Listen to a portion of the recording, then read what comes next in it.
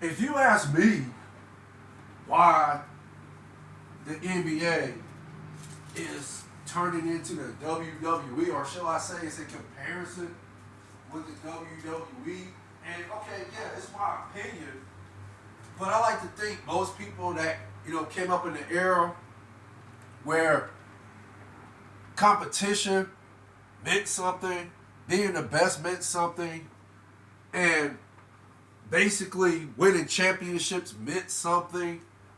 And I'm not saying that the players in today's NBA championships don't mean anything to them. I'm not saying that. I would like to think, yeah, when it gets down to playing for an NBA World Championship, I would like to think, yeah, that would be the ultimate goal for not only the player, the best player on the team, but the team in itself, right? In the organization, in its entirety, coaches and all, GMs and all, scouts and all. Yeah, I like to think the ultimate goal is to win the NBA World Championship. Okay, but it just seems as you watch the NBA, or shall I say, you watch today's NBA. And case in point, I only talk about things that are facts. I do not put anything out, in social media world, or I just simply do not talk about anything unless I got my facts and I recognize what's actually going on before I even speak on it. And I've been saying this since 2019 that the NBA is starting to look like the WWE. And we all know what the WWE is in today's society. We know what it is. It's basically fake wrestling. Everything is kayfabe for the most part, right? Okay, we know that though. Wrestling got exposed, and I want to say 1983. I was 10 years old when wrestling got exposed. When 2020 did that special, wrestling and professional wrestling, whether it was real or fake.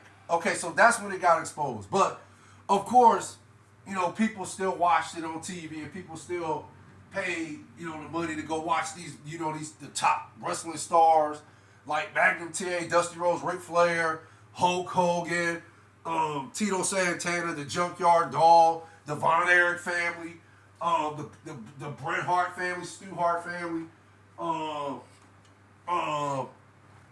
Jake the Snake Roberts. He was pretty popular back then.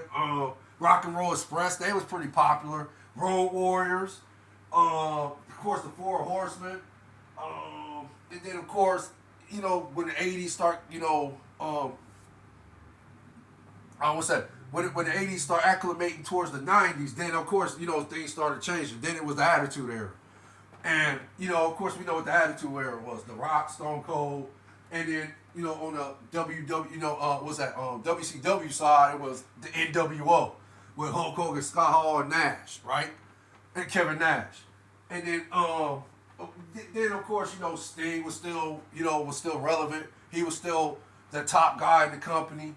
And then of course Bret Hart had the famous Montreal screw job, so then he ended up signing a huge contract with WCW. And then of course he became the world champion eventually and so forth. But guys like Andre the Giant, that's just to name a few.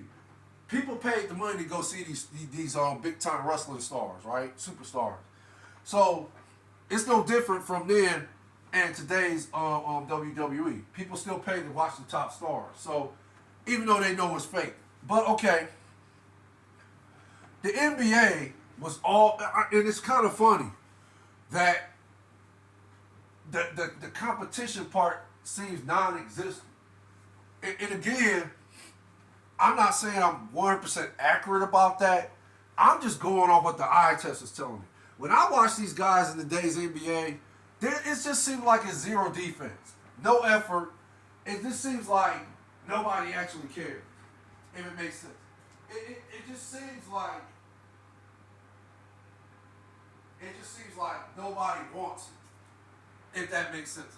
It just seems like these players don't want it bad enough to a point where they'll do what it takes to win, if it makes sense.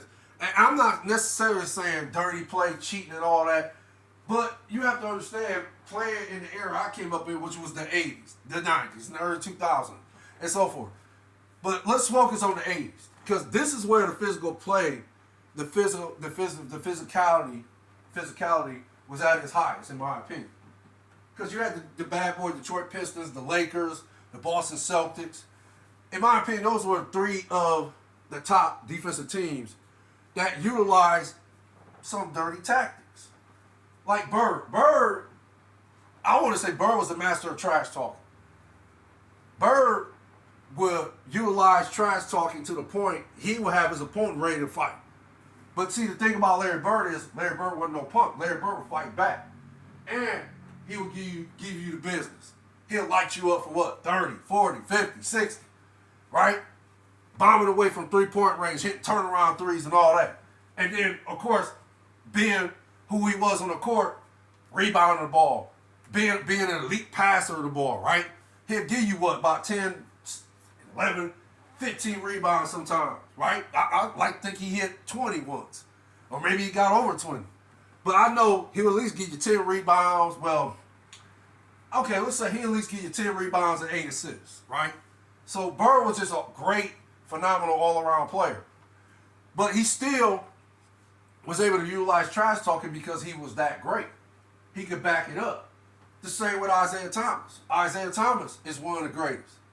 He can shoot the ball. Isaiah give you about 20, 30, 40, sometimes 50, right? He'll light you up. But see, the thing about these dudes like Isaiah, Larry Bird, Magic Johnson, what?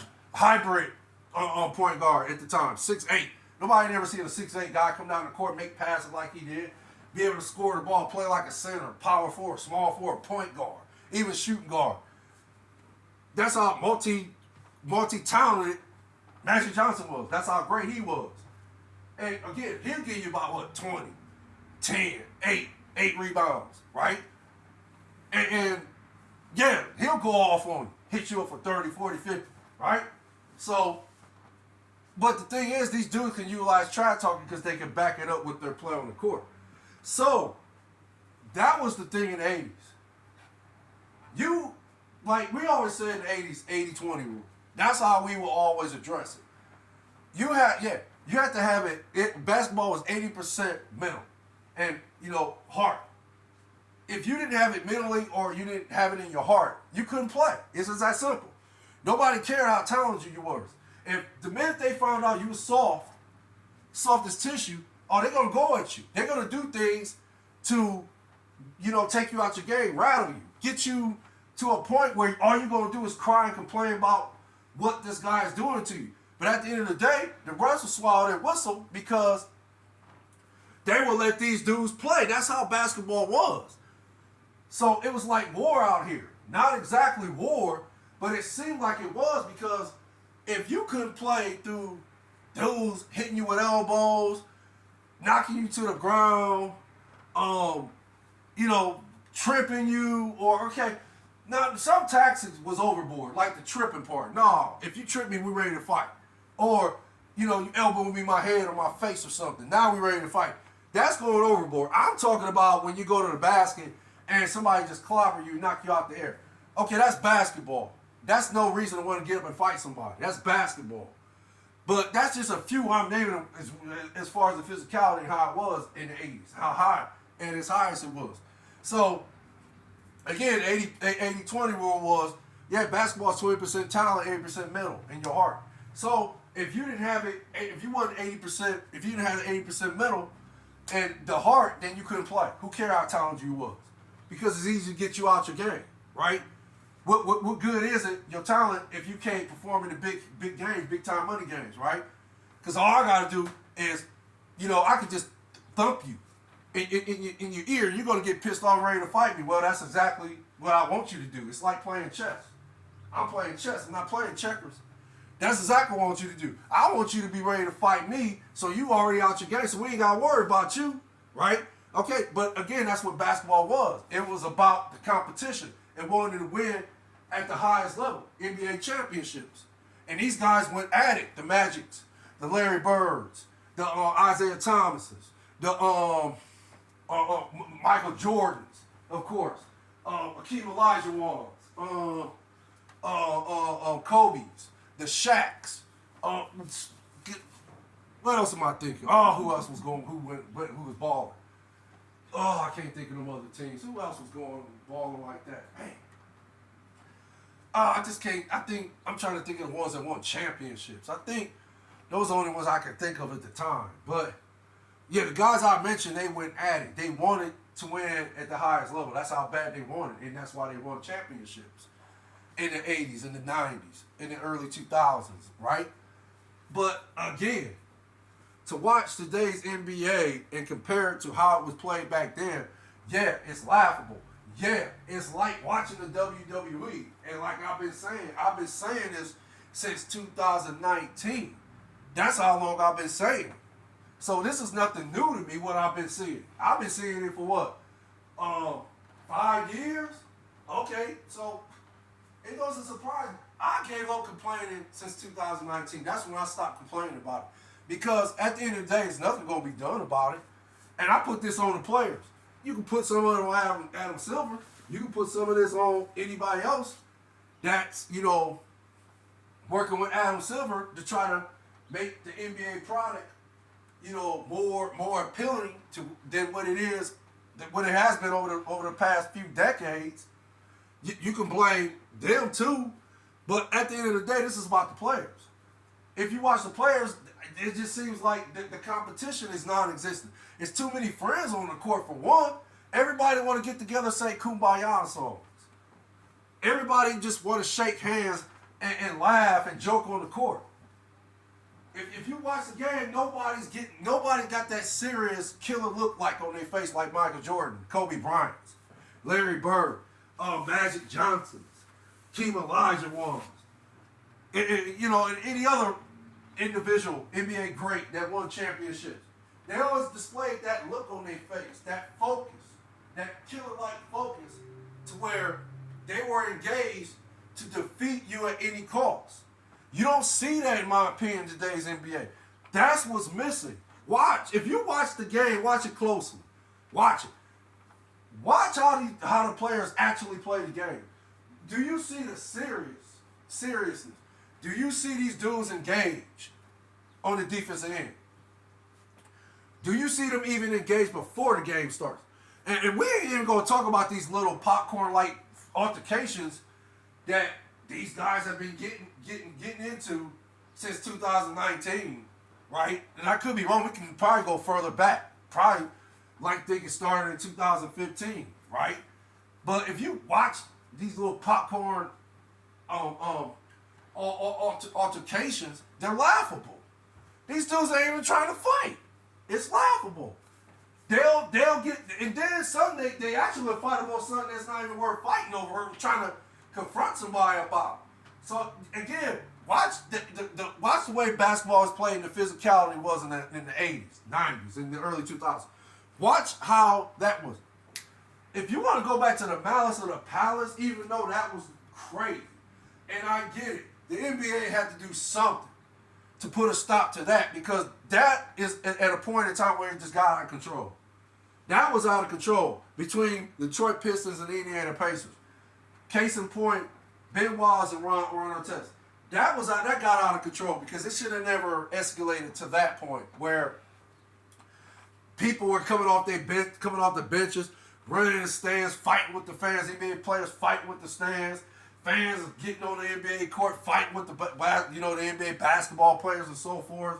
It should have never came to that point. It should have never came to a point where Ron Artest was laying on the table and somebody threw a little cup, right? A plastic cup. Now, okay, me personally, I ain't gonna lie, I'm not gonna get upset over that, because it's not like he was throwing something to try to harm me, if that makes sense. If it was a bottle, then yeah, I'm going to get pissed off and I'm going to run up there and do something, because the bottle can shatter and it can hurt me in one. I ain't gonna go down. Let's just say the chance of that bottle hurting me, I like to think, is significantly high, because it could shatter. And no telling what if the glass was a shatter, what it would have done, right? So.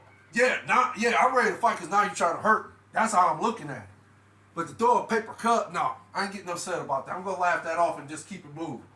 But Ron Artest took offense to it, went up there, and that's how the Malice of the Palace started.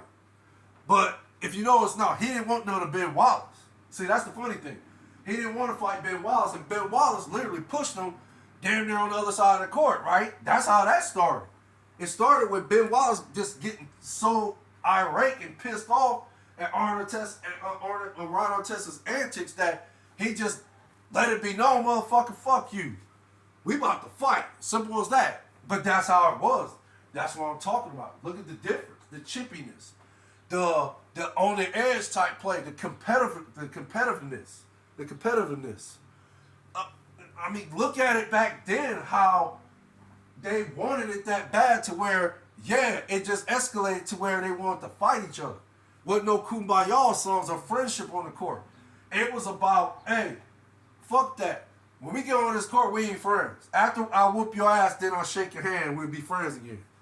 That's how it was back in the 80s, 90s, and what was that, early 2000s. That's just how it was. That's how it was.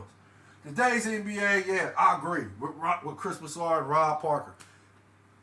It's becoming the WWE. It is in comparison with the WWE. And I said this in 2019. I'm just glad Chris Broussard and Rob Parker confirmed it. Basically. I am just glad that it was confirmed by these two gentlemen.